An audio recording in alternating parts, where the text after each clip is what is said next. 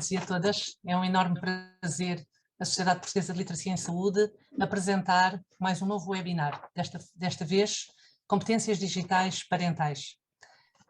Como sabem, a Sociedade Portuguesa de Literacia em Saúde tem feito ao longo do último ano um trabalho de aproximação da ciência, da literacia em saúde do cidadão.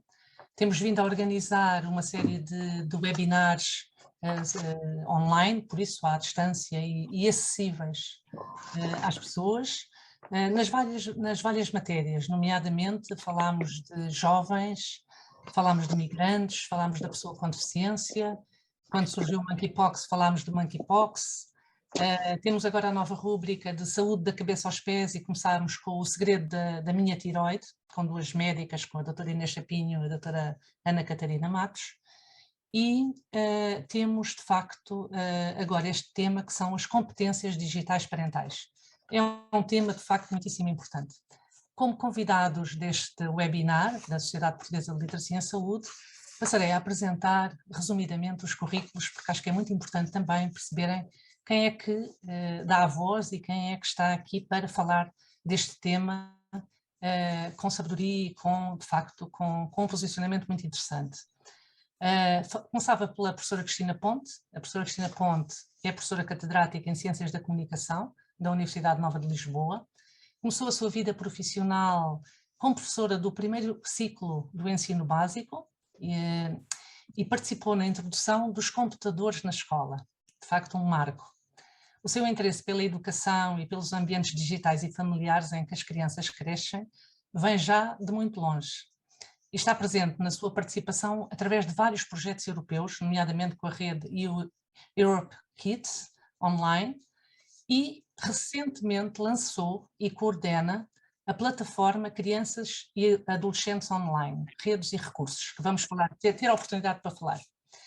Depois passaria para a doutora Teresa Sofia Castro, que tem formação nas áreas da Filosofia e Humanidades, Estudos da Criança, e tem o doutoramento europeu em Ciências da Educação e Tecnologia Educativa. Nos anos entre 2016 e 2022, desenvolveu um projeto muito interessante chamado Famílias high-tech, financiado pela Fundação para a Ciência e Tecnologia. Neste projeto acompanhou 18 famílias com crianças em idade pré-escolar de uma forma longitudinal durante 3 anos. É autora também de capítulos e artigos sobre a mediação em contexto familiar. Tem vários recursos seus nesta plataforma que hoje vamos falar, que é a plataforma Cria ON. Também tem uma vasta experiência e contactos com famílias e na formação de professores e educadores do pré e do primeiro ciclo. Passando agora ao terceiro orador, é o mestre Hélder Carreira.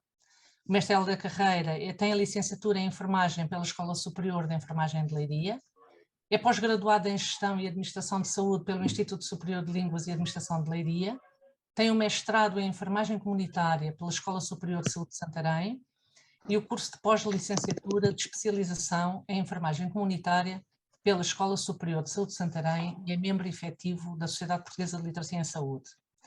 Por último, mas não menos importante, temos a médica a doutora Raquel Vareda Alves, que além de médica é uma influencer bastante conhecida. Tem 30 anos, é mestra em Medicina pela Faculdade de Medicina da Universidade de Lisboa, tem o curso de especialização em Saúde Pública da Escola Nacional de Saúde Pública, da Nova, e é pós-graduada em Ação Humanitária no ISCTE. É também consultora científica do Instituto de Saúde Baseada em Evidência, de Lisboa. Trabalhou temporariamente na Missão Permanente de Portugal em Genebra, junto à ONU, e de outras organizações internacionais com o Departamento de Migração e Assuntos Humanitários durante a presidência europeia do Conselho Europeu da União Europeia em 2021. É também uma grande influenciadora da saúde nas redes sociais, com mais de 46 mil seguidores. O objetivo é aumentar a consciencialização para a literacia em saúde, saúde ambiental, problemas de saúde pública e global e populações vulneráveis. Temos, por isso, um painel interessantíssimo e vamos, desde já, começar com as nossas questões. Lanço logo o repto à doutora Teresa Sofia Castro e pergunto-lhe diretamente por que é importante falar sobre competências digitais parentais. Doutora Teresa. palco é seu. Bom final de tarde a todos. É muito bom ver aqui um grupo tão interessado nestas temáticas e também ter no painel de oradores diferentes gerações que também trazem diferentes olhares sobre estas realidades. Mando um abraço muito especial para a Cristina Ponte, porque tenho trabalhado com a professora Cristina Ponte já há alguns aninhos, já vão 7. E é sempre um gosto participar em todos os projetos inovadores que a professora Cristina Ponte lidera e nos incentiva a participar ativamente. Relativamente à pergunta que me coloca, e eu também aproveito para agradecer o convite e agora vou começar a responder. De facto, é importante falar de competências digitais no que diz respeito às famílias, não só porque temos assistido a uma evolução muito acelerada da tecnologia que teve nos últimos 2 anos podemos assistir, se calhar, a uma evolução mais impactante da tecnologia nas nossas vidas do que em 10 anos anteriores, não é? E se até aqui, para lidarmos com a realidade das nossas crianças, vivíamos aqui tempos mais simples, que exigiam literacias também elas mais simples, a verdade é que os algoritmos, a inteligência artificial e todas essas buzzwords que se usam hoje no cotidiano trazem aqui desafios acrescidos, porque, como eu gosto muito de dizer, quanto mais friendly parece uma tecnologia, mais ela é complexa na sua arquitetura e nas suas possibilidades ou affordances. Por outro lado, aqui quando eu olho para a palavra competências, também gostava de brincar aqui um bocadinho com esta palavra, não é? Porque ela tem um prefixo que é o com, e que também traz consigo a ideia do explorar, do fazer, procurar, inquirir em conjunto. E no fundo isso também é o que se pretende trazer para as famílias, não é? Que este caminho digital cada vez é mais desafiante, também seja um caminho que seja construído em conjunto, não é? E de forma intergeracional, em que todos possamos aprender uns com os outros. Está aqui. Muito bem. Sim, senhora. Em relação a... Quando falou das questões dos pais, se calhar temos que tirar a voz.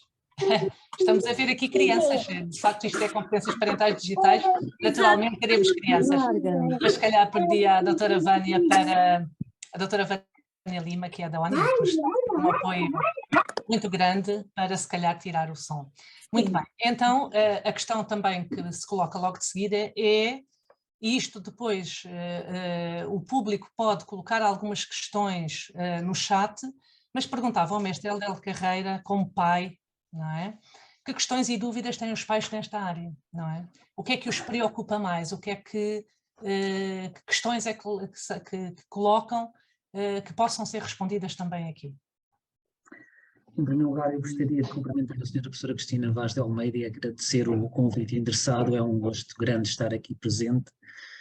Gostaria também de fazer o cumprimento à doutora Teresa Castro, à professora Cristina Ponte, à doutora Raquel Vareda e à doutora Vânia Lima. E bem como a todos os que estão a assistir a este webinar muito importante via online. Eu acho que esta temática é uma temática extremamente importante. Aliás, se me permitirem só fazer uma breve enquadramento, o psicólogo Eduardo Sá dizia que as crianças estão em vias de extinção, ou seja, nós no fundo, numa ânsia de darmos às crianças os recursos para que elas cresçam melhor, nós talvez estejamos a inundá-las de muitas horas de trabalho e pouco tempo para brincar. É um facto que nós sabemos as vantagens e as desvantagens da tecnologia. Os pais, essencialmente, gostam de corresponder aos enormes desafios que as crianças neste momento nos colocam. Até há alguns anos atrás, a literacia digital era algo que não estava nos nossos horizontes. Atualmente ela está presente em praticamente tudo o que nós fazemos, desde cedo. As crianças, antes de começarem a falar ou escrever, já interagem de uma forma muito participativa com o mundo. E as preocupações, respondendo concretamente à questão, as preocupações dos pais vão em perceber de que forma é que este acesso à comunicação, enquanto pilar essencial do ser humano, pode ter aqui aspectos positivos e, no fundo, minimizar tudo aquilo que são os aspectos menos bons. É óbvio que os pais têm uma preocupação tremenda a nível da privacidade e da proteção de uma criança, ou seja, pretendemos sempre que todos os aspectos, por exemplo, relacionados com o sedentarismo, com a realização simulada, ou mesmo os distúrbios emocionais ou a sociabilidade não aconteçam. Uma das grandes preocupações é que este ambiente digital seja seguro.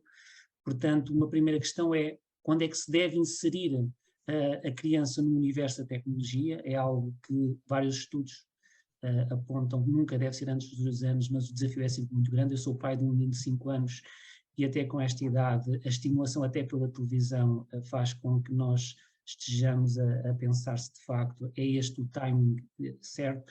Uma outra questão, por exemplo, é como é que nós queremos que a criança interaja com o mundo digital, como é que nós vamos impor ou não impor limites e que tipo de limites é que devem ser impostos. Nós vamos aqui definir um tempo, vários períodos durante o dia ou não. Isto depois também depende muito do estilo que os pais pretendem, ou seja, se nós, como é que nós, nos dias de hoje, como é que é ser um bom pai ou uma boa mãe, é dar acesso a todo o tipo de informação, como é que nós conseguimos ter aqui um equilíbrio enquanto enfermeira, enquanto pai, há um desafio redobrado. Por um lado, pretende-se que a criança tenha acesso a todo o tipo de informação adequada objetivamente à idade, mas por outro, enquanto profissional de saúde, nós estamos mais atentos a estes aspectos menos bons da literacia ou dos meios informáticos, de todo o digital. E talvez só mesmo para finalizar, mais 2 questões. Como é que nós podemos ajudar as crianças a ter experiências digitais positivas? Seria um aspecto que eu gostava também de destacar. E como é que nós, enquanto pais, que procuramos estar presentes, conjugar o afeto, conjugar o necessário controlo, como é que nós podemos estar presentes online com a criança, mas também online na vida da criança? Eu acho que eram os aspectos. São questões interessantíssimas que vão ser respondidas aqui ao longo deste webinar. Quando se deve introduzir a tecnologia, que períodos durante o dia, se a criança deve ter acesso a toda a informação, como é que os pais podem ajudar a ter experiências digitais positivas e conjugar os afetos com o necessário controle. E sobre esta pergunta, como é que podem ajudar a ter experiências digitais positivas, perguntava a doutora Raquel Vareda Alves, médica e influencer, o que é que podem fazer de positivo as redes sociais no que diz respeito à comunicação? E é estas competências digitais que os pais devem ter. Afinal de contas, as redes sociais têm algum fundo positivo e porquê? Exatamente, então boa noite, olá, boa noite a todos, estendo o meu cumprimento a todos os presentes e mais uma vez obrigado pelo convite para participar neste webinar. Efetivamente, como médica de saúde pública e também como criadora de conteúdos, eu tenho aqui uma dupla perspectiva da intervenção em termos de saúde e comunicação para a saúde com as redes sociais. Por um lado, como profissionais de saúde, nós estamos a tentar entrar cada vez mais nas redes sociais de uma forma personalizada, porque nós sabemos neste momento que as redes sociais são onde estão mais de metade da população quando procura informação de saúde. E, curiosamente, eu antes deste webinar fiz umas perguntas à minha audiência para tentar perceber até que ponto é que utilizam realmente as redes sociais para pesquisar informação em saúde e assim nos últimos 15 minutos da audiência que respondeu, tenho efetivamente mais de 500 pessoas a dizer que procura ativamente informação de saúde nas redes sociais, sendo que tenho cerca de 150 pais a dizer que vai ativamente às redes sociais procurar informação sobre a saúde das suas crianças. Portanto, como profissionais de saúde, aqui claro, em termos de diagnóstico de situação, ou seja, percebemos que os pais precisam que esta informação esteja disponível e nós, como profissionais de saúde, precisamos de estar nas redes sociais para garantir que a informação é minimamente credível. É um ótimo sítio para transmitir informação, no sentido em que quebra muitas das barreiras que existem no sistema de saúde, porque podemos estar diretamente em contacto, os profissionais de saúde, com a nossa comunidade, ou seja, com os pais, com as crianças. No entanto, as redes sociais trazem efetivamente muitos desafios, desafios esses que nós não podemos negligenciar se queremos realmente utilizar as redes sociais. E estou a falar do impacto negativo que nós sabemos que as redes sociais podem ter na saúde, particularmente das crianças e jovens. Efetivamente, já falámos, o Dr. Hélder já falou sobre a utilização das redes sociais, ou seja, ou da internet no geral, a partir ou seja, mesmo antes dos 2 anos de idade, e nós sabemos que afeta negativamente o desenvolvimento neuronal das nossas crianças, portanto, não era uma coisa que nós gostaríamos que acontecesse, mas sabemos que acontece transversalmente, e também sabemos que particularmente ali na faixa etária entre os 8 e os 16 anos, a utilização das redes sociais parece ter, e temos cada vez mais evidências disso, uma influência negativa na saúde mental dos nossos jovens. Além disso, como profissionais de saúde, também não podemos ignorar o facto de, embora as redes sociais nos pareçam dar uma grande proximidade à população, nós ainda temos muitas dúvidas sobre o impacto real que a nossa presença nas redes sociais tem na promoção de saúde. Ou seja, quando nós falamos de promoção de saúde, o que nós queremos é que a população adquira determinadas competências, conhecimentos e que seja capaz de utilizar esses conhecimentos e competências e que se sinta motivada para utilizar, ou seja, que sim, o verdadeiro conceito de literacia em saúde, e na prática nós não sabemos ainda se as redes sociais fazem isso. É uma coisa que está a tentar ser estudada, mas ainda não foi propriamente demonstrado. Portanto, eu, como profissional de saúde, ou seja, como médica de saúde pública, este aspecto preocupa-me particularmente. Nós não temos evidência suficiente de como utilizar bem as redes sociais com os pais. E, por outro lado, como criadora de conteúdo, e que estou diariamente em contacto com centenas de pessoas a tentar transmitir alguma informação em saúde, reconheço também a dificuldade que é transmitir informação altamente complexa e tentar dizê-la de forma muito simples para as pessoas conseguirem utilizá-la. Claro, é isso mesmo, doutora Raquel.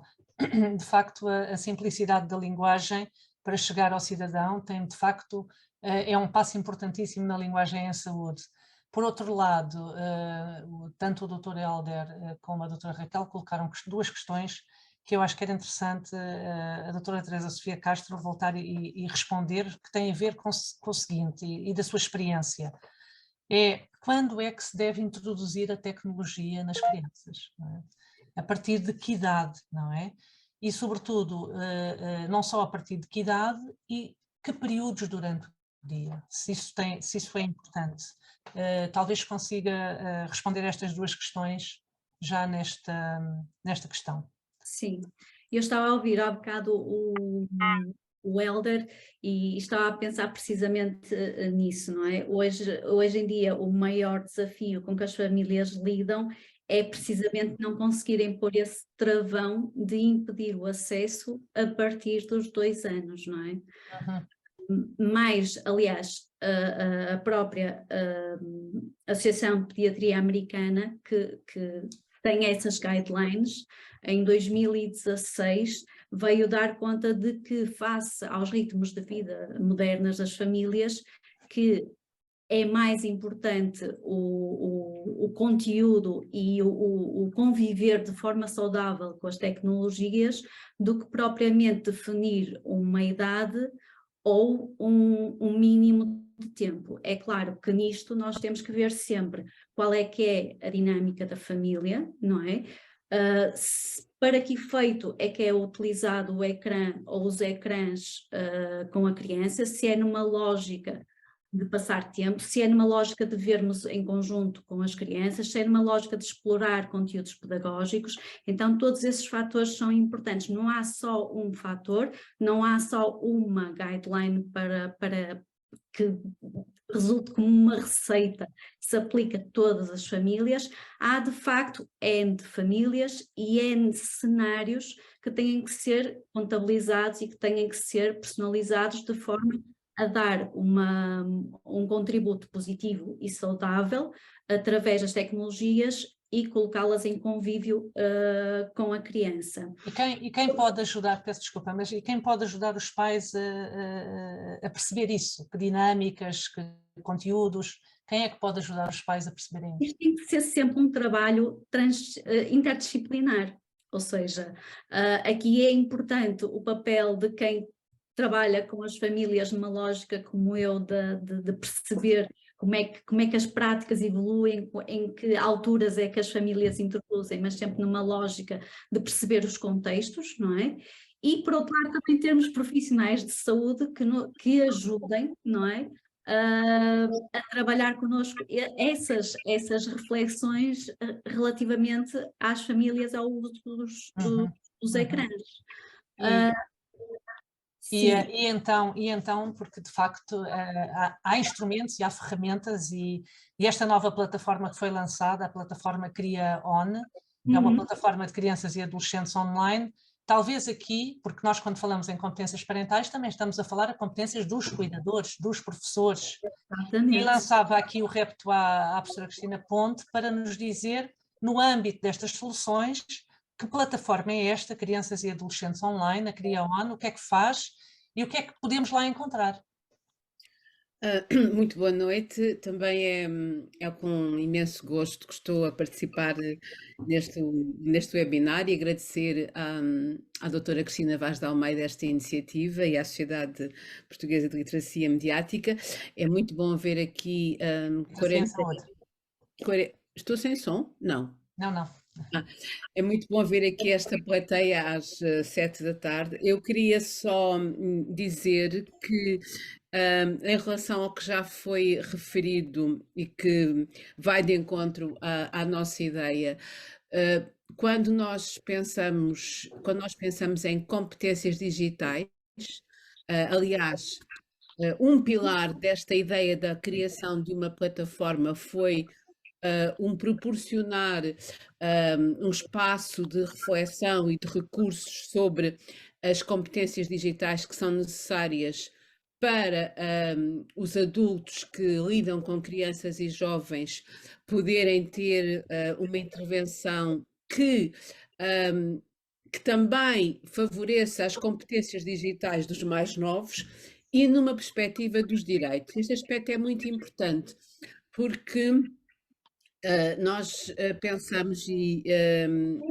é importante considerar que as crianças e os adolescentes estão a viver em contextos digitais, portanto o direito à inclusão nesse contexto é um direito que deve ser considerado, o direito a navegar em segurança, o direito a ter expressão nesse ambiente. E para que tudo isto aconteça, o papel que as famílias têm é completamente ligado à sua própria função de educadores, não é? As famílias são a base, são o espaço da educação dos filhos e a sociedade deseja que as famílias eduquem para a autonomia, ou seja, para formar também adultos adultos, crianças, adolescentes que sejam progressivamente, de acordo com o seu desenvolvimento, autónomos nas suas decisões. E quando pensámos na plataforma como um espaço de partilha do que nós chamamos um jornal, que tem vários conteúdos que cobrem uma diversidade de temas, desde o próprio tema das competências à questão das aprendizagens, aos direitos, aos riscos, à segurança. Então, há uma série de temas que nós cobrimos em textos que são acessíveis e que procuramos que sejam acessíveis e que tragam uma base também de reflexão. Por exemplo, a questão que foi colocada ao enfermeiro Helder sobre quanto tempo esta reflexão do quanto tempo é um dos conteúdos que nós temos já considerados. Mas, portanto, valorizando este aspecto dos conteúdos, valorizamos também não só os textos, mas pequenos vídeos em que, por exemplo, temos 2 investigadores a refletir sobre, e aqui temos uma situação de como lidar com os riscos do digital, como lidar com as pressões das redes sociais, que foi um ponto que a doutora Raquel referiu há pouco. As redes sociais são espaços de uma enorme tensão e de uma enorme dificuldade em estar bem, porque somos constantemente expostos, avaliados, confrontados com o que os outros apresentam. Temos ainda um outro formato no jornal que são entrevistas, podcasts, em que se fala de uma maneira mais estendida sobre temas como, por exemplo, os vídeos educativos, como é que se aprende com eles, quais são as características que esses vídeos educativos devem ter, e temos um trabalho de uma investigadora que fez um instrumento para avaliar a qualidade dos vídeos educativos. Portanto, no nosso jornal temos este conjunto diverso de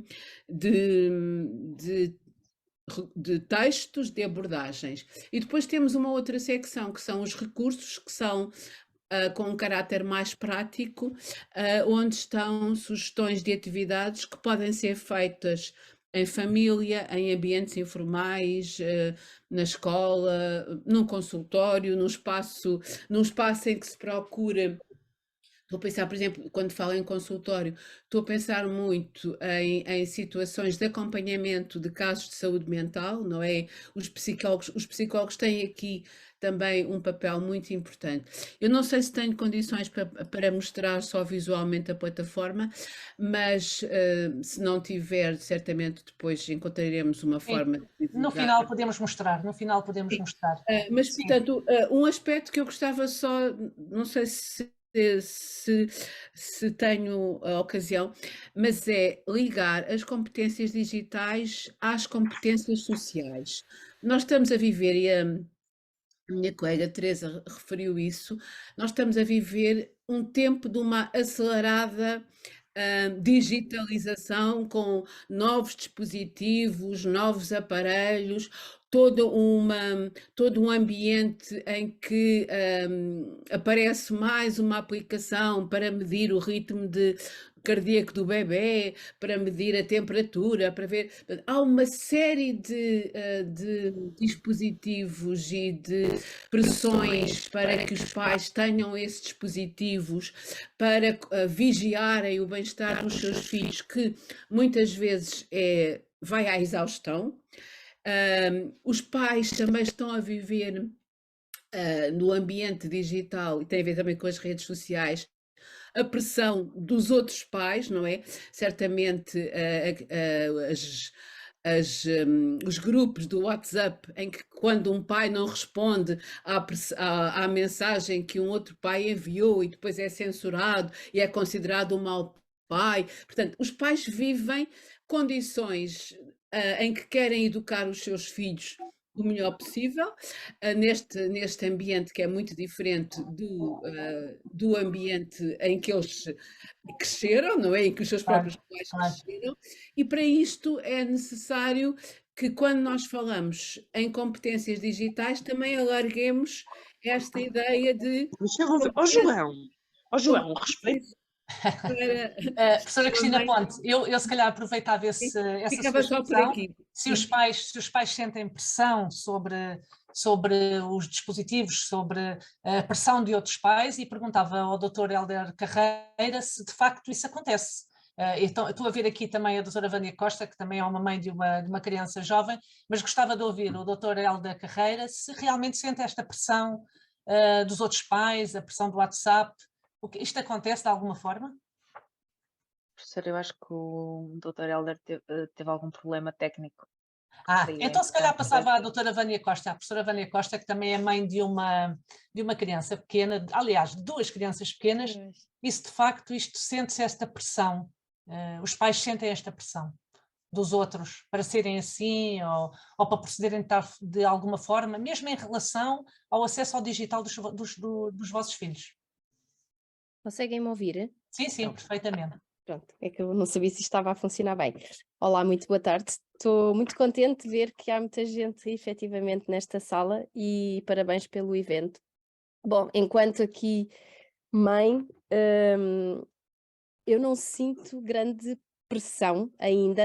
Aliás, há pouco estava a ouvir a doutora Teresa e quando me disse 2 anos eu fiquei em pânico, a idade dos 2 anos, porque os meus filhos têm 5 anos e têm 8 anos e não têm acesso regular de todo. Primeiro, não têm acesso a redes sociais e não têm acesso ainda a grandes tecnologias. Portanto, não têm telemóvel, não têm tablet, não têm acesso livre, têm acesso condicionado e autorizado por parte dos pais em momentos muito, muito, muito pontuais. E como é que conseguiu isso? E era isso há pouco que quando aqui estava a colocar a questão ao Dr. Hélder, eu estava a pensar como é que se consegue isto. Eu acho que acima de tudo foi de uma dinâmica familiar e de um acordo que eu acho que é importante entre, neste caso, pai e mãe, e portanto nós, por exemplo, temos uma política que é, até podemos vir a comprar um telemóvel oportunamente ou com um tablet, mas o tablet é nosso, o telemóvel é nosso. Nós podemos emprestar para eles utilizarem enquanto nós acharmos, porque eu acho que esta questão deles acharem que é nosso e podem usar de forma ilimitada, na nossa opinião, não é o mais adequado e portanto temos conseguido gerir. Claro que depois conseguimos gerir isto porque conseguimos contrabalançar com uma série de outras atividades que consideramos que são oportunas. Temos a felicidade ou a particularidade de poder ter um espaço livre em que eles podem brincar e portanto não estão completamente dependentes que eu acho que isso faz muita diferença, ou seja, as crianças que normalmente estão fechadas num apartamento, é muito mais difícil de criar outro tipo de atividades em que eles consigam dispersar em termos de estar muito centralizados em termos Ou seja, a questão familiar a tecnologia. A questão familiar é importante para a assunção destas responsabilidades. Não sei se o Dr. Hélder Carreira já consegue conversar. Ótimo, ótimo. Então, Olá. fazendo aqui a ponte com a doutora Vânia Costa, como é que é? O caso é idêntico ou ou há alguma falha, ou seja, sente que às vezes não é tão fácil limitar o acesso às redes sociais, ao telemóvel, etc, etc. Aliás, eu há pouco quando falei dos 2 anos, eu acho que é uma idade muito cedo. Aliás, há vários estudos que indicam mesmo que há umas repercussões muito grandes no desenvolvimento cognitivo e motor da própria criança, até pelo sedentarismo. Mas não indo por aí, de facto, os pais devem, no meu entender, definir um período muito limitado para poderem as crianças usufruírem aqui da tecnologia. Eu não pretendo, eu não sou pai que ao ponto de proibir. Eu acho que a proibição o caminho não é esse, passa por explicar, ou pelo menos fazer atividades em conjunto, no sentido de eles conseguirem descobrir um bocadinho o mundo, mas passa muito, como foi dito e muito bem aqui anteriormente, por períodos definidos, o contacto com a natureza, a dinâmica da família que é essencial. Os pais, eu tenho a felicidade dessa situação. Não é fácil quando um pai diz que sim e o outro diz não, tem que haver aqui uma sintonia plena para para todos rumarmos no mesmo sentido, e passa muito por aí. Claro que à medida que a criança vai crescendo, os desafios aumentam, até porque até no pré-escola, muitas das atividades que fazem, eu recordo um exemplo concreto, por exemplo, a nível do carnaval, algumas das coreografias são vistas até no YouTube. Claro que uma criança, no meu entender, não deve ter um telemóvel com estas idades, nem deve ter um tablet, como foi dito e bem, é cedido por um determinado período pelos adultos para em conjunto poderem descobrir. Está a fazer um bocadinho de interferência, não é? Não está. Então, se calhar, fazia aqui a rotação pela doutora Raquel Vareda Alves, enquanto o doutor Hélder Carreira consegue falar. Doutora Raquel, esta expressão que há bocado a professora Cristina Ponte falou de poder navegar em segurança, ter expressão no ambiente digital, educar para a autonomia, acredita que o trabalho dos influencers, sobretudo o seu papel como médico e como influencer, tem algum peso em relação a isto, a melhorar aqui esta interação da criança ou do jovem em relação ao digital? Através de facto, ou das competências digitais dos pais, ou através de outras intervenções. Como é que nós conseguimos melhorar esta interação, que às vezes é muito difícil de controlar? Exatamente. Eu acho que nós podemos olhar para isto de duas formas, tentando ser assim muito prática e pouco teórica. Eu podia olhar para isto de uma forma, ou seja, como médica, em que quando eu estou a fazer comunicação, ou seja, quando eu estou na minha página de Instagram, na prática, a tentar transmitir informação, eu estou a fazê-lo de forma muito consciente. Eu tenho formação técnico-científica e quando eu digo alguma coisa, eu tento fazê-lo da forma mais consciente possível, para tentar transmitir, lá está, alguma literacia e para tentar capacitar as pessoas para compreenderem a complexidade às vezes dos assuntos. No entanto, como influencers, a maior parte das pessoas que produzem conteúdo não são médicos, a maior parte nem sequer são profissionais de saúde. Isso não significa que não tenham uma responsabilidade social, porque todos nós temos, não é? A nossa participação ativa na comunidade, e particularmente como influencers, às vezes temos pessoas a ser seguidas por 50 mil, 100 mil, 500 mil, milhões de pessoas. Existem diferentes opiniões filosóficas sobre a responsabilidade individual de cada um. A minha opinião como médica de saúde pública é que nós efetivamente temos uma responsabilidade social e, portanto, nesse sentido, aquilo que nós podemos e na minha concepção deveríamos fazer como influencers é quando estamos a fazer comunicação, efetivamente, ou seja, recordarmos desta responsabilidade e darmos o exemplo de boas práticas em termos de presença digital. E quando eu digo boas práticas, existem várias organizações com modelos de boas práticas diferentes e estamos a falar, lá está, linguagem simples, compreensível para o público, estamos a falar de tentar, ou seja, apelar aos limites da presença online, estamos a falar também de, no que diz respeito às crianças, particularmente, ou seja, crianças mais velhas e jovens adolescentes, nós sabemos que passam muito tempo online, e isto também tem a ver com, ou seja, famílias, como estava a dizer a doutora Vânia, famílias mais estruturadas, com melhor, regra geral, tendencialmente com melhor nível socioeconómico, portanto com mais capacidade, habitações, com mais condições, têm a maior capacidade de entreter as crianças com outro tipo de atividades. Isso não é verdade, infelizmente, para a maior parte da população a nível global. Muitas crianças são, não quero dizer abandonadas, porque ou seja, não é de uma forma negativa, mas são efetivamente deixadas com os meios de comunicação, desde a televisão ao telemóvel, porque os pais têm que se ocupar com tarefas domésticas ou com trabalhar. Ou seja, muito simplesmente, não há assim tanto tempo para a educação ativa das crianças. E nesse sentido, reconhecendo que muitas dessas crianças vão passar várias horas diariamente expostas a influencers, seja nas redes sociais tipo Instagram, seja no TikTok, seja no YouTube, é exatamente uma ótima oportunidade para nós utilizarmos estes influencers que são percebidos pelas crianças e pelos jovens como figuras de autoridade, como amigos, como parceiros, ou seja, figuras muito próximas, utilizarmos estas figuras a nosso favor, ou seja, a favor do sistema de saúde e de todos os outros setores, ou seja, aqui uma abordagem intersetorial, exato, e tentarmos chegar a estes influencers e mudar a forma um bocadinho como eles comunicam. Muito bem, tocou aqui num aspecto interessantíssimo, que é a questão da comunicação e da adaptação da comunicação às várias plataformas, nomeadamente, estando no TikTok, teria que ser a linguagem do TikTok.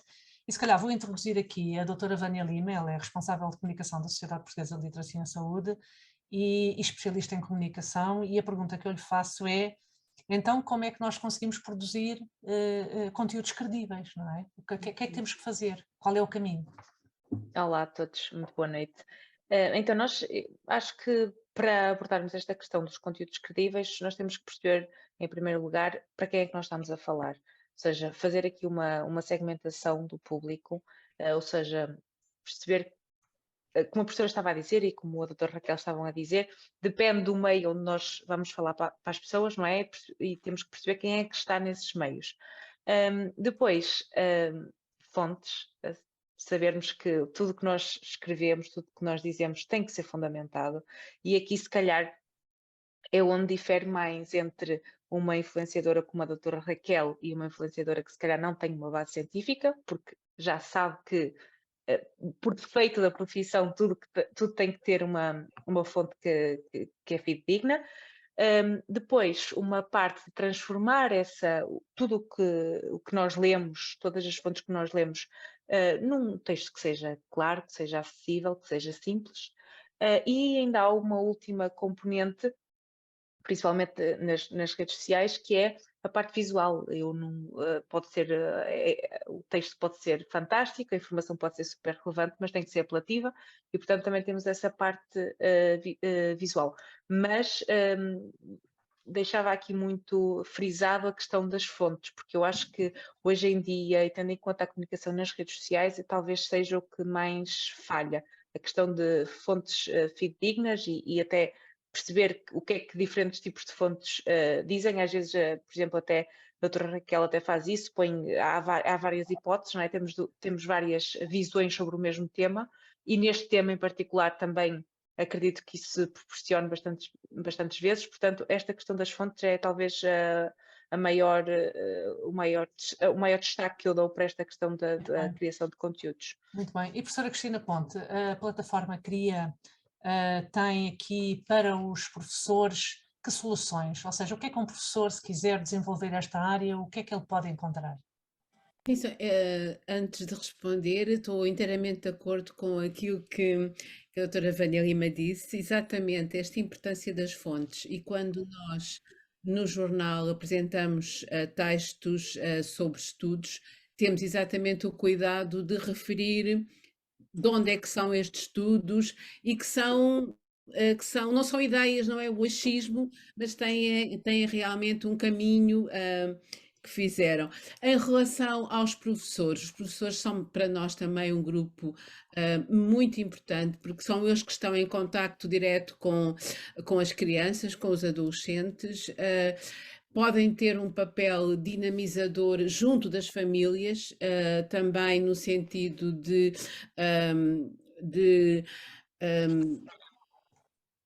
como é que eu ia dizer, contrariar tanto um lado, que é o lado do encantamento com as tecnologias. Quando há pouco se dizia que as crianças aos 2 anos já mexem, ou se mexem mais cedo, começam a mexer, e elas, isso numa casa que está com tecnologia é muito difícil que isso não aconteça. A questão aqui que se coloca é qual é a intervenção que os pais têm, e portanto os professores e os educadores, ao trazerem este tema nas reuniões de pais, podem fazer aqui uma orientação muito importante. Nós procuramos ter na secção dos recursos orientados para atividades, recursos que são atividades com fichas mesmo estruturadas, que facilmente um professor possa descarregar a ficha e ter ali um plano de sessão.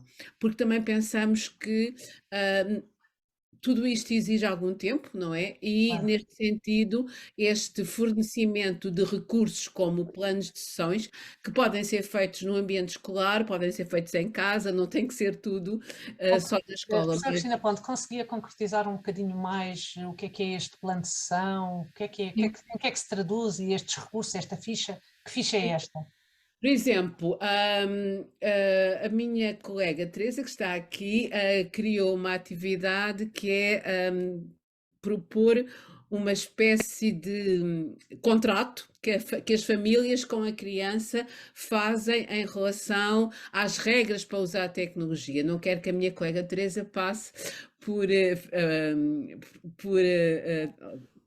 que se fique com a ideia de que ela é apologista de que se comece mais cedo. Como disse, há muitos fatores aqui a ter em conta, mas precisamente um aspecto importante é a necessidade de uma regulação forte por parte das famílias, que também já foi apontado.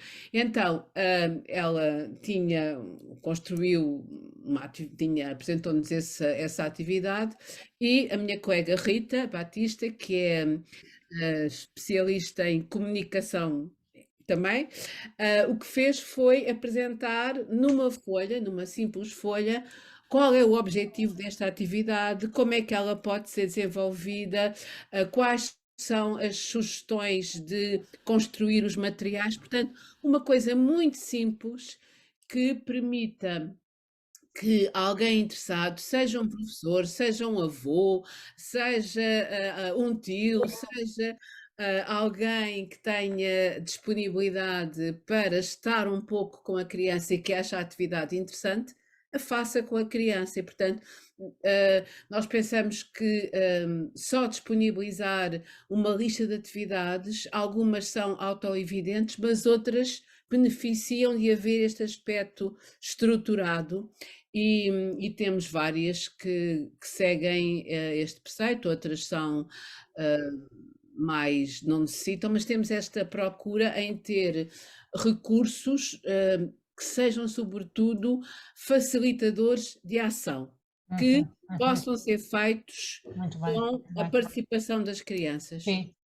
Doutora Teresa Sofia Castro, consegue-nos falar de outra solução que esta plataforma cria, dá não só aos pais como também aos professores, e que possa ser explicada aqui sucintamente e de uma forma prática? A plataforma faz precisamente isso, não é? Fazer chegar de forma simples às famílias coisas que na prática e no dia a dia podem aplicar, nomeadamente este exemplo que foi falado pela professora Cristina Ponte, em que é levar a família a refletir também, e este webinar acaba por também ser dirigido tanto para as crianças mais pequenas como para os jovens, e aqui também temos abordagens que têm que ser distinguidas, e nesse sentido, por isso é que a professora dizia que eu que não sou apologista de dar o ecrã à criança sem qualquer regra, porque realmente não é essa a verdade. Mas levar a refletir, e às vezes numa família temos crianças pequenas e crianças que já se enquadram na faixa dos jovens, refletir aqui em conjunto o quê, porquê, quando e como, não é? E isto também parte dos adultos, porque muitas vezes, e isto acontece na investigação e aconteceu em várias famílias, quando eu faço, por exemplo, a pergunta, quanto tempo é que o seu filho ou a sua filha tem contato com a internet por dia, os pais são capazes de dizer que são muito restritivos, mas de repente, ao lado de estar a ver a criança, habitualmente a interagir com vídeos no YouTube. Ou seja, também este conceito do que é a internet é importante traduzir e explicar às famílias, não é? Claro, claro. No fundo, o que fazemos é isso, é transformar a investigação no sentido dela ter impacto social, prático, na vida das pessoas e das crianças e dos jovens. Muito bem. Estava aqui a ler no chat, e quem quiser pode ou abrir o microfone e colocar as questões, porque estamos quase a terminar, mas tenho aqui uma pergunta que diz o seguinte: e como é que se controla o acesso quando as crianças podem ter acesso à tecnologia através, por exemplo, dos seus colegas na escola? Doutora Teresa Sofia Castro, como é que respondemos a isto? O tal dilema. Eu, quando converso com os pais, o que eu tento explicar é que a internet é como um carro que acelera muito rápido, mas trava muito mal. E então nós temos que perceber o que nós queremos ao lado desse condutor que é a criança. Se queremos outra criança da idade dela, que diz acelera, acelera, ou se queremos o pai, o professor, ou quem nós escolhemos para ser o mentor, quem orienta a criança neste universo digital. Ou seja, eu aqui tenho muito medo da palavra controlo e eu prefiro orientar, ok? Uhum. Ter uma gestão em que a criança perceba porque é que pode, mas também porque é que não pode. Porque é que o irmão mais velho tem mais autonomia no digital do que a criança mais pequenina, não Muito é? bem. E temos aqui dois pais, e voltava a perguntar ao Dr. Hélder Carreira e à Dra. Vânia Costa, que estratégias positivas é que eles têm, na medida em que têm bons exemplos, que estratégias positivas vocês têm para seduzir os vossos filhos, no sentido de limitar ou pelo menos para os orientar para a boa acesso digital, porque o digital, eles já nasceram no digital, eles vivem no digital e é impossível tirá-los do digital. Por isso, que estratégias é que vocês têm, a cada um, para partilhar aqui connosco? Se o Dr. Hélder quiser começar. Eu pegando um pouco naquilo que eu tinha referido anteriormente, por exemplo, a nível agora do Carnaval, eu com o meu filho fomos à internet para ver como é que era o fato que ele tinha que fazer para a escola, por exemplo, era um monstro verde, que agora é muito comum nas crianças, fomos ver o fato, vemos como é que eram os adereços, o menino fez o esboço, por exemplo, só para ter uma ideia, era um fato, no fundo, aquilo era um género de um colete com os pelositos pendurados e mais uma proteção para os pés. O menino fez este desenho, portanto, ele visualizou como é que era o boneco, até como era a coreografia. Nós fizemos isto em conjunto, demorou 10, 15 minutos, depois fechámos o meio digital e passámos à ação. Para ter uma ideia, ele ajudou a fazer o próprio fatinho dele. A coreografia foi ensaiada juntamente com a família, e eu acho que o caminho é por aí, perceber as partes boas, ou seja, eu não conhecia como é que era o monstro verde, ele ficou todo encantado porque o pai ficou a saber o que é que era um monstro verde, foi falado na escola, portanto isto, como digo, isto foi referido no seio do ambiente escolar. E isso é apenas um exemplo. Poderia dar aqui outro exemplo de que há atividades que ele gosta de fazer, brincar, por exemplo, na rua, e claro que lá está, depois vê como é que há na internet outras brincadeiras, outros desafios, e é sempre neste espírito construtivo Orientar e para juntar. as tarefas que possam ser apelativas. Sim, quem diz isso diz, por exemplo, fazer bolachinhas. Ele gosta de fazer bolachas diferentes, ou seja, ver aqui quais são os ingredientes, e depois irmos à despensa e pegar nos ingredientes, ou seja, haver aqui um fundo, haver o melhor dos dois mundos. Enquanto pai é um desafio muito grande, enquanto profissional de saúde acho que o desafio ainda é redobrado, e como digo, acho que os pais pretendem sempre o melhor dos filhos, isso é indiscutível. A parte digital tem aspectos muito bons, aliás, nós estamos aqui graças ao meio digital, mas claro que os aspectos negativos não é só para as crianças, os adultos também podem. Enfermeiro Hélder, agora estava-me a lembrar de uma coisa engraçada, que quando foi a reciclagem também, foram as crianças que ensinaram aos pais. Na realidade aqui também as crianças se calhar têm a capacitação, têm o poder de capacitar os pais, os próprios pais, em algumas áreas que elas próprias podem escolher como úteis e que sejam válidas para a saúde delas também, ou seja, pôr também a criança e o jovem também nessa participação. Assim creio, mas se calhar queria também ouvir a doutora Vânia Costa em relação às suas estratégias positivas e construtivas para conseguir um bom acesso digital quando esse é necessário e é preciso também. Eu acho que utilizar efetivamente os meios tecnológicos para apoiar na pesquisa, como acabou de dar o exemplo, ou efetivamente até para associar a atividades que desenvolvemos. Eu sou nutricionista e, portanto, muitas das vezes o telemóvel serve exatamente também, ou até mesmo numa consulta de nutrição, serve exatamente para ver os alimentos que às vezes as crianças não identificam logo, fazendo consulta de nutrição. E para comunicar visualmente ajuda-nos imenso nestas estratégias. Particularmente, também acho que temos que nos lembrar agora de um aspecto que eu acho que é muito importante, é que, e há pouco a doutora Raquel alertava-nos para isso, que é, existem muitas crianças que se calhar vão ter muito mais competências digitais do que os próprios pais e, portanto, vão conseguir boicotar ou ultrapassar completamente aquilo que são as percepções dos pais relativamente àquilo que fazem. Em termos pessoais, por exemplo, no momento das refeições, que é um momento mais sensível, não é? Sendo nutricionista, que é não usar tecnologias como auxiliar de distração, portanto, e tentar arranjar outro tipo de dinâmicas. Por acaso, há pouco, quando falavam-se relativamente aos 2 anos, há muitas crianças que hoje em dia são distraídas nas refeições, logo a partir dos 2 anos, com os vídeos ou com jogos, para poderem de alguma forma, às vezes até em meios como restaurantes, deixar os pais descansados. E é algo que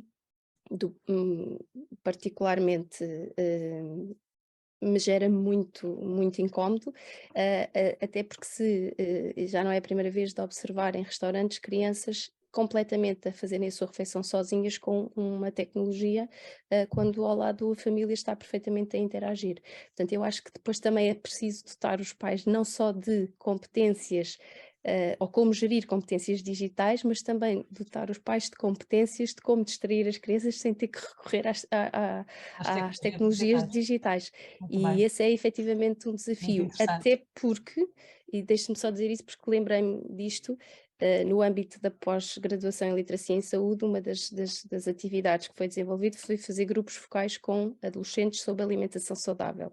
E num dos grupos que aconteceu, isto foi com adolescentes dos 16 aos 18 anos, e é uma mensagem que ficou, eles vieram agradecer, muito obrigada por terem vindo aqui falar connosco. Mas obrigado porquê? Porque assim ficámos a conhecer os colegas. Ou seja, eles fazem parte da mesma turma, eles conhecem-se todos uns aos outros, mas conhecem-se através do telemóvel. Portanto, eles tiveram a possibilidade de estar durante 1 hora a falar sobre alimentação e sobre eles próprios e vieram agradecer a possibilidade de fazerem isto. Eu acho que isto revela muito em termos daquilo que também nós temos que criar de dinâmicas, não só para eles saberem desenvolver competências digitais, mas também para saberem desenvolver outro tipo de competências, Bem, nomeadamente emocionais e relacionais, muito não é? bem. Doutora Vânia, obrigada e ainda bem que fez referência à pós-graduação em Literacia em Saúde. Fico muito satisfeita também. Foi uma ótima aluna e teve ótimos resultados e de facto esta questão da participação física, não é? Para além do telemóvel é importante. Estamos a 2 minutos de terminar. Eu pedi então aos oradores, a começar pela professora Cristina Ponte, em 2 minutos, que mensagem gostaria de deixar aqui sobre este tema? Bom, eu penso que foi um debate muito, muito interessante. A mensagem que eu gostaria de deixar foi no seguimento do que foi dito pela doutora Vânia Costa, exatamente, ligar as competências digitais às outras competências emocionais, relacionais, sociais, que são necessárias promover nas famílias e também na maneira como elas educam, contribuem para o desenvolvimento dos seus filhos. Esse é o nosso propósito com esta plataforma, com os temas que nós abordamos, contribuir para esse fortalecimento destas várias competências, na certeza de que os mais novos muitas vezes são muito mais competentes digitalmente, mas que essas competências emocionais, relacionais, não se nasce com elas, têm que ser mesmo muito trabalhadas. Muito bem, professora Cristina Ponte, muito obrigada. Então, doutora Teresa Sofia Castro, 2 minutos para deixar aqui uma última mensagem. Eu Rápido. ia dizer que, em linha com o que disse a minha colega Cristina Ponte, de facto, as competências atravessam o lado, não só o operacional, mas também o crítico, o criativo e o saber usar, tendo em conta o seu bem-estar e o meio ambiente, a sustentabilidade do meio ambiente. E deixava, se calhar, 3 verbos importantes para os pais, que é conectar, dialogar e partilhar. Muito bem, muito bem. Muitíssimo interessante. Conectar, dialogar e partilhar. Dr. Hélder Carreira, as suas palavras aqui para deixarmos este registro. O que é que gostava de transmitir? Gostava de transmitir que ser pai é estar com, é cuidar, é caminhar, é sermos capazes de tirar partido das coisas boas que têm os meios digitais. Temos que fazer um esforço para minimizar todos aqueles aspectos que não pretendemos que estejam presentes na nossa vida e o caminho é mesmo isso, é estarmos despertos para estas coisas boas e fazer com que os meios digitais sejam algo que, no fundo, sejam umas verdadeiras mais-valias na nossa vida. Portanto, era essas notas que eu gostaria de dar. É mesmo, muito obrigada, é mesmo inultrapassável, o digital é inultrapassável. Doutora Raquel Vareda Alves, encerrando esta sessão, o que é que lhe apraz dizer? Então, reforçando tudo o que já disseram, com o qual concordo, especificamente sobre as redes sociais, o que eu gostava de dizer, especialmente a todos os que estão a ouvir desse lado, era uma recomendação para serem um bocadinho mais exigentes com as pessoas que vos estão a transmitir a informação nas redes sociais. E questionem-se um bocadinho mais, ou seja, um bocadinho de espírito crítico. Mesmo os profissionais de saúde, como vocês sabem, nós enganamos-nos. Às vezes enganamos, esquecemos-nos, existem falhas, o conhecimento está em constante mudança. Por isso é sempre importante termos espírito crítico quando ouvimos informação sobre saúde na internet, e também nos compete, ou seja, a nós, utilizadores das redes sociais, sermos um bocadinho mais exigentes no conteúdo que estamos a consumir. Muito bem. Boa noite a todos, espero que tenha sido útil. Muito útil, acho que foi muito dinâmico e agradeço em nome da Sociedade Portuguesa de Literacia em Saúde os vossos contributos, a participação também do público. Agradeço também à doutora Vânia Lima, à doutora Vânia Costa, ao doutor Hélder Carreira, à doutora Teresa Sofia Costa, a Castro, à doutora Raquel Vareda e à professora Cristina Ponte. Vamos dar por encerrado costumamos tirar uma fotografia no final, quem quiser abrir as câmaras e tirar, para nós tirarmos uma fotografia conjunta, teremos muito gosto. E enquanto o fazem, eu gostaria de dizer que vamos continuar com o tema dos jovens. Como sabem, tem havido um debate bastante profundo sobre a saúde em Portugal, e no dia 12 de abril vamos fazer aqui uma espécie de estados gerais da saúde na perspectiva dos jovens. Convidámos a Associação Nacional de Estudantes de Medicina, a Associação Portuguesa de Jovens Farmacêuticos, a Associação de Jovens da Fisioterapia, vamos convidar a Associação Nacional dos Nutricionistas, dos Jovens Nutricionistas, dos Jovens Enfermeiros, dos Jovens Psicólogos, e se alguém conhecer mais alguma associação e de alguma área desta, como por exemplo estou a ver o Dr. Aurelindo Vaz do Serviço Social, por favor digam, porque a ideia é mesmo juntar aqui estes responsáveis, estes futuros profissionais, para de facto falar sobre saúde e é preciso também ouvir todas as partes. Muito bem, muito obrigada, foi muito entusiasmante. Estou a ver aqui a doutora Cecília Nunes, a doutora Raquel Ramos, a doutora Patrícia Guilherme, como está? Que bom vê-la, muito bom. Obrigadíssima, até breve, espero que tenham gostado. Obrigado. Obrigada, damos por encerrado. Obrigado. Obrigada.